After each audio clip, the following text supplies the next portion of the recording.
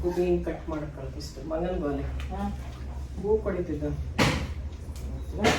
ಒಂದು ಗೋಬಿ ಡ್ರೈ ಮಸಾಲ ತೊಗೊಂಡು ಬಂದಿದ್ದಾರೆ, ಅದಕ್ಕೆ ಫ್ರೈ ಮಾಡುವ ಅಂತೇಳಿ. ಹೆಂಗಿರುತ್ತೆ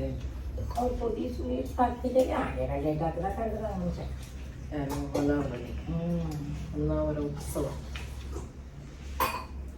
ಬಂದ್ ಮಾಡ ಗ್ಯಾಸ.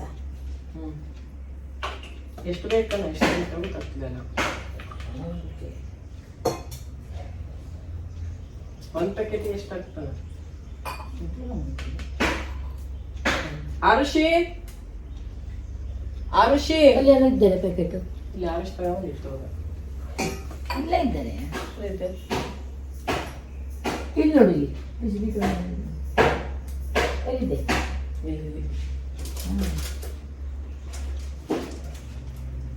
ನೋಡೋಣ. ಈ ತರ ತಗೊಂಡು ಬಂದಿದ್ದಾರೆ ಸಂತೆ ಇದರಿಂದ, ಹೊನ್ನಾವರ ಉತ್ಸವದಿಂದ. ನೋಡ್ಬೇಕು ಡ್ರೈ ಗೋಬಿ ಮಾಡೋದಿಕ್ಕೆ 50 ಗ್ರಾಮ್ ಇದ್ದು ಒಂದೊಂದು 50 ಗ್ರಾಮ್ 35 ರೂಪಾಯಿ ಒಂದು ಪ್ಯಾಕೆಟಿಗೆ. ಸಿರಸಿ ರುಚಿ ಇದು, ಸಿರಸಿ ರುಚಿ.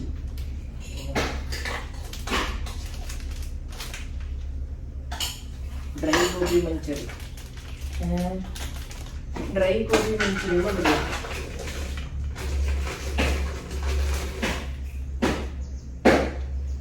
5 ಕಪ್ಪು ಹೂಕೋಸು.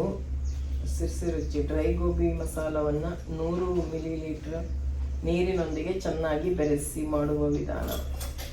ಇನ್ನು ಬೇಯಿಸ್ಕೊಳ್ಳ ಫಸ್ಟ್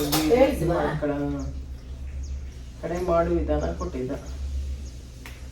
3-4 ನಿಮಿಷಗಳವರೆಗೆ ಎಣ್ಣೆಯಲ್ಲಿ ಕಂದು ಬಣ್ಣ ಬರುವವರೆಗೆ ಚೆನ್ನಾಗಿ ಫ್ರೈ ಮಾಡಿ.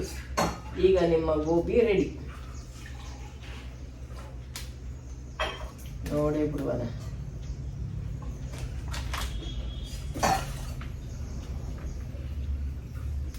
ಟೇಸ್ಟ್ ಒಳ್ಳೆದಿತ್ತು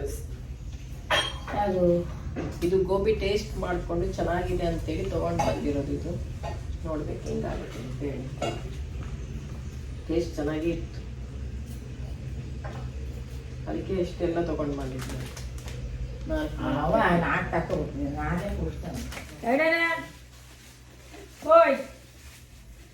ಹೋದ್ವಿ ಚಾ ಮಾಡಿದೆ. ಚಾ ಯಾವ ಮಾಡಿದ್ರೆ ಬಿಡ್ತೀವಿ ಎಂತ ಮಾಡ್ತೀನಿ. ಓಯ್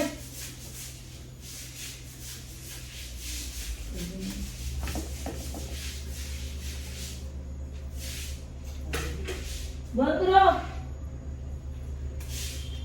ಗಂಗೆ, ನಿಂಗೂ ಚಾ ಇಟ್ನೆ ಗಂಗೆ. ಹಲೋ ಗಂಗೆ, ನಿನ್ನೆ ದೇವಿದಾಸ್ ಶೆಟ್ಟರ್ ತಗೊಂಡು ಬಂದ್ರ? ತಗೊಬರೋದೆ ಅಂತ ಅಲ್ಲ, ಮಣಿಪಾಲದಲ್ಲಿ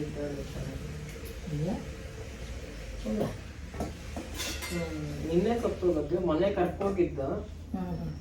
ಅಲ್ಲೇ ಸತ್ತು ಹೋಗಿದ್ದು ಅನ್ಕೊಂಡು ಹೇಳ್ತಿರ್ತಾನೆ. ಹಂಗೆ ದೇವಿದಾಸ್ ಶೆಟ್ಟರ್ ಕರ್ಕ ಬಂದು ಸುಟ್ಟೆಲ್ಲ ಆಯ್ತಾ?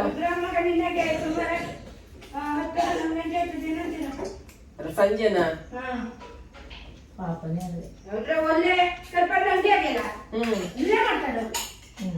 ಅವ್ರ ಅಂಗಡಿ ಹತ್ರ ಮೇಲೆ ಗುಡ್ಡೆ ಮೇಲೆ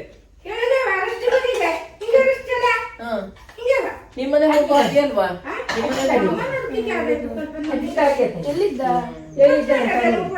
ಅಜ್ಜ? ಮ್ಯಾರಡ್ ಬಸ್ ಮ್ಯಾಕ್ ಕಡೆಗೆ.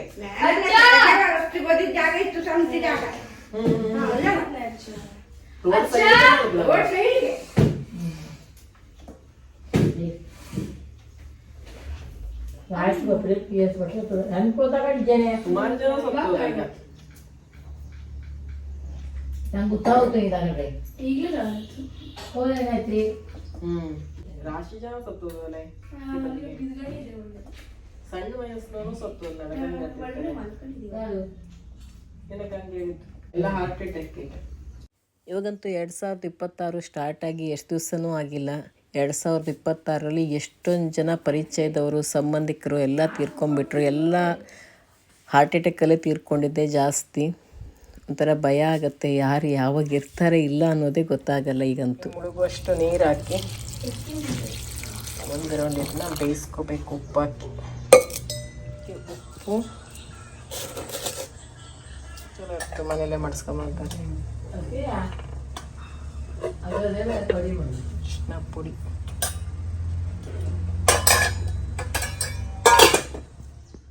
ಅದಕ್ಕೆ ನೀರು ಮಿಕ್ಸ್ ಮಾಡೋದು. ಮೈದಾ ಇರ್ತದಲ್ಲ ಇದ್ದಾನ ಕಾರ್ನ್ ಫ್ಲೋರ್ ಕಡ್ಲೆಟ್ ಹಾಕು ಸುದ್ದಿ ಹೇಳಿದ್ವಿಲ್ಲ, ಇದನ್ನು ನೀರಿಗೆ ಕರಡಿ ಅದರ ಸಂತಿಗೆ ಹಾಕಿ ಮಿಕ್ಸ್ ಮಾಡಲು ಹೇಳಿದ್ದು. ಪೇಸ್ಟ್ ರೆಡಿ ಮಾಡಿ ಇದಕ್ಕೆಲ್ಲ ಗ್ಯಾಸ್ ಮೇಲೆ ಒಂದು ಕಡಾಯಿ ಇಟ್ಕೊಂಡ್ಬಿಟ್ಟು ಅದರಲ್ಲಿ ಎಣ್ಣೆ ಹಾಕ್ಕೊಂಡು ಕಾಯೋದಕ್ಕೆ ಇಟ್ಟಿದ್ದಾಗಿದೆ. ನೋಡಿ, ಇದು ಹಿಟ್ಟು ಕೂಡ ಹಾಕಿ ಕಲಸಿ ಇಟ್ಕೊಂಡಿದ್ದೀನಿ ಗೋಬಿಗೆ. ಹೇಗಾಗತ್ತೆ ಅಂತ ನೋಡಬೇಕು. ಎಣ್ಣೆ ಕೂಡ ಈಗ ಕಾದಿದೆ, ನೋಡೋಣ ಕರೆದ್ಬಿಟ್ಟು ಹೇಗೆ ಬರುತ್ತೆ ಟೇಸ್ಟ್ ಅಂತೇಳಿ.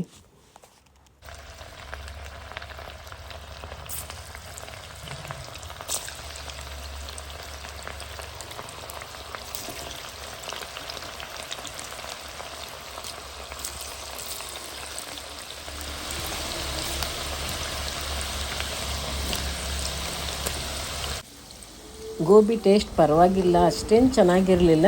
ಓಕೆ ತಿನ್ಬೋದು ಅಷ್ಟೇ. ಇವಾಗ ಎಲ್ಲ ಕರೆದಿದ್ದಾಯಿತು, ತೆಕ್ಕೋಬೇಕು. ಎಲ್ಲ ಕರೆದಾದ್ಮೇಲೆ ವಿಡಿಯೋ ಮಾಡೋಕ್ಕೆ ನೆನಪಿರಲಿಲ್ಲ. ಹೀರೆಕಾಯಿ ಬಜ್ಜಿ ಮಾಡೋದಕ್ಕೆ ಅಂಥೇಳಿ ಅಮ್ಮ ಇಲ್ಲಿ ಹೀರೆಕಾಯಿನ ಕಟ್ ಮಾಡಿಬಿಟ್ಟು ಕುಕ್ಕರಲ್ಲಿ ಉಗಿ ಮೇಲೆ ಬೇಯಿಸೋದಕ್ಕೆ ಇಡ್ತಾ ಇದ್ದಾರೆ. ಇಲ್ಲೋಣ ಅಂತ ಬಂದಿದ್ದೀನಿ. ತುಂಬ ಚೆನ್ನಾಗಿರುತ್ತೆ. ನಾವು ಇದೇ ಟೈಮಲ್ಲಿ ಇದನ್ನ ಮಾಡೋದು. ತುಂಬ ಚೆನ್ನಾಗಿ ಹಿಟ್ಟು ಬರುತ್ತೆ. ನವಂಬರಿಂದನೇ ಕೀಳ್ತಾರೆ. ಈಗಲೂ ಚೆನ್ನಾಗಿ ಹಿಟ್ಟು ಬರುತ್ತೆ. ದೊಡ್ಡ ದೊಡ್ಡ ಗಡ್ಡೆ ಆಗಿರಬೇಕು ಅದು.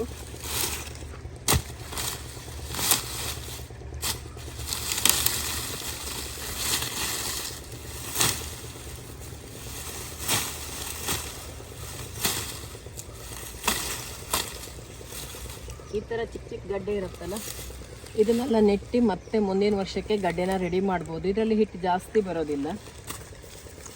ಇದಾದರೆ ಹಿಟ್ಟು ತುಂಬ ಚೆನ್ನಾಗಿ ಬರುತ್ತೆ ಈ ರೀತಿ ಇದರಲ್ಲಿ.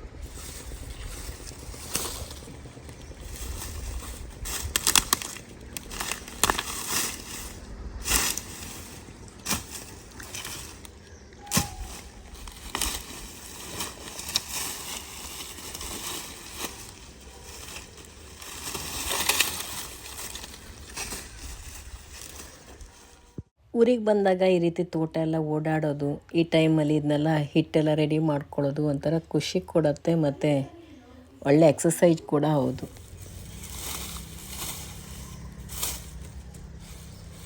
ನೋಡಿ, ರಾಶಿ ಗಡ್ಡೆ ಇದ್ದರೆ ಈ ರೀತಿ ದೊಡ್ಡ ಸೈಜಲ್ಲಿ ಸಿಗುತ್ತೆ. ಅರ್ಶಿನ ಥರನೇ ಇದು. ಅರ್ಶಿನ ಯಾವಾಗ ತೆಗಿತೀವೋ ಅದೇ ಟೈಮಲ್ಲಿ ತೆಗಿಯೋದು, ಅದೇ ಥರ ನೆಡೋದು.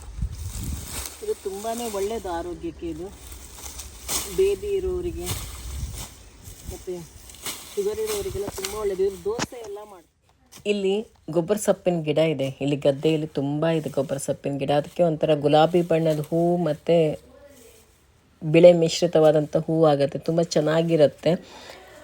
ಅದರ ಎಲೆನ ಬಳಸಿಬಿಟ್ಟು ಹೂವಿನ ಗಿಡಗಳಿಗೆ ಹಾಕಿದರೆ ತುಂಬ ಚೆನ್ನಾಗಿ ಹೂವನ್ನು ಪಡ್ಕೋಬೋದು. ಅದು ಹೇಗೆ ಅನ್ನೋದನ್ನು ನಾನು ಗಾಯತ್ರಿ ಟಿಪ್ಸ್ ಆ್ಯಂಡ್ ಕ್ರಿಯೇಷನ್ಸಲ್ಲಿ ತೋರಿಸ್ತೀನಿ. ಆ ಗಿಡನೂ ಕೂಡ ನೆಕ್ಸ್ಟ್ ಬ್ಲಾಗಲ್ಲಿ ತೋರಿಸ್ತೀನಿ. ಗಡ್ಡೆನ ಕಿತ್ತಿದ್ದಾಗಿದೆ ನೋಡಿ, ದೊಡ್ಡ ದೊಡ್ಡ ಸೈಜ್ ಗಡ್ಡೆನ ಎಲ್ಲ ಕಿತ್ತಿದ್ದಾಗಿದೆ. ಬಿಸಿಲು ಬೇರೆ ಈಗ, ಅದಕ್ಕೆ ಇಷ್ಟೇ ಸಾಕು ಕಿತ್ತಿದ್ದು ಅಂತೇಳಿ ಇದಿಷ್ಟು ಫಸ್ಟ್ ಹಿಟ್ಟು ಮಾಡಿಕೊಂಡು ಆಮೇಲೆ ಮತ್ತೆ ಕೀಳೋಣ ಅಂತ ಅಂದುಕೊಂಡು ಇಷ್ಟ ಆಗಿದೆ.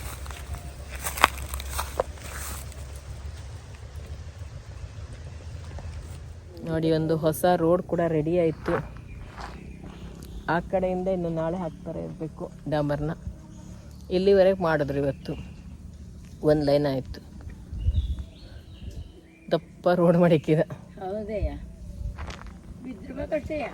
ಕೆಳಗೆ ಗಾಡಿ ಕೆಳಗೆಲ್ಲ ಇಳಿಸಲು ಹೋಗ್ಬಿಟ್ರೆ ಕಷ್ಟ. ಇಳಿಸೋಕೆ ಸಂಜೆ ಟೈಮಿಗೆಲ್ಲ ಇಳಿಸಲು ಹೋದ್ರೆ ಕಷ್ಟ. ಹೈಟ್ ಮಾಡಿಕ್ಕಿದ. ಮುಂದೋದ್ರೆ ಒಂದು ದಪ್ಪ ಎತ್ತರ ಇಲ್ಲ, ಇನ್ನೊಂದು ಸ್ವಲ್ಪ ದೂರವರೆಗೆ ಎತ್ತರ ಮಾಡಿದ್ದೆ.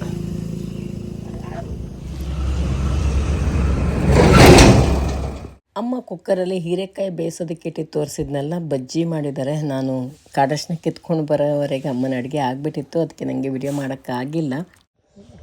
ಅಲ್ಲಿ ವಲಸೆ ಬಂದದ ಗಿಡ ಇಷ್ಟು ಚಂದ ಇದ್ದು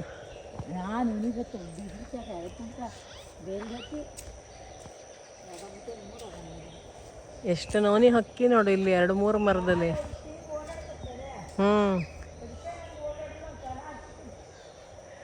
ಆ ಕೆಂಪಿ ಹೂ ತಿಂಬಲು ಬತ್ತು ಒಕ್ಕೋಕ ಆ ಕೆಂಪು ಕಲರ್ ಹೂವು ಇದಲ್ಲ ಅದ್ರ ತಿಂಬಲು ಬಂದು ಅದ್ರಲ್ಲಿ ಮಕರಂದ ಇರ್ತಾನೆ ರಶ್ಯ ಅದ್ರ ತಿಂತೇ ಇದ್ವು ಅಲ್ಲಿ ಸುಮಾರು ಹಕ್ಕಿದ್ವು ಅಲ್ಲಿ.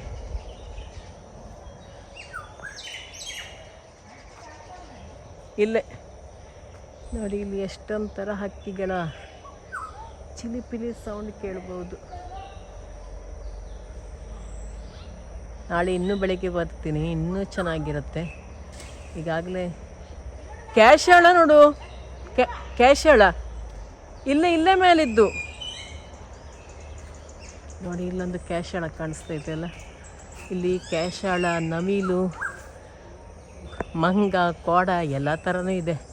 ರಾತ್ರಿ ಬಂದರೆ ಹಂದಿ, ಮುಂಡಕ್ಕಿ.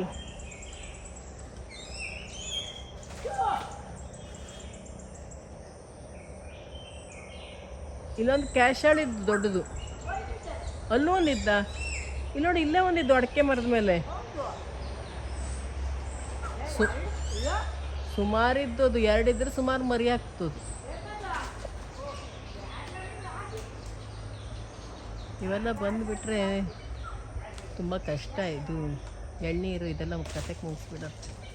ನೋಡಿ ಎಷ್ಟು ಚಂದ ಕಾಣಿಸುತ್ತೆ ನೋಡೋಕ್ಕೆ ಮಾತ್ರ. ಕೈ ಸಿಕ್ಕಿದ್ರೆ ಒಂದು ಸಾಕು ಬಿಡ್ಬೋದು. ಇವತ್ತಿನ ಈ ವ್ಲಾಗ್ ಇಲ್ಲಿಗೆ ಮುಗಿಸ್ತಾ ಇದ್ದೀನಿ. ಇಷ್ಟ ಆಗಿದ್ದರೆ, ಹೊಸಬರಾಗಿದ್ದರೆ ಸಬ್ಸ್ಕ್ರೈಬ್ ಮಾಡಿ, ಹಾಗೆ ಬೇರೆಯವ್ರ ಜೊತೆ ಕೂಡ ಶೇರ್ ಮಾಡ್ಕೊಳ್ಳಿ. ನಿಮ್ಮ ಅನಿಸಿಕೆ ಅಭಿಪ್ರಾಯವನ್ನು ಕಮೆಂಟಲ್ಲಿ ತಿಳಿಸಿ, ಹಾಗೆ ಒಂದು ಲೈಕ್ ಮಾಡೋದನ್ನು ಮರಿಬೇಡಿ ಸ್ನೇಹಿತರೆ. ಇನ್ನೊಂದು ವ್ಲಾಗ್ ಜೊತೆಗೆ ನಿಮ್ಮನ್ನು ಭೇಟಿ ಆಗ್ತೀನಿ.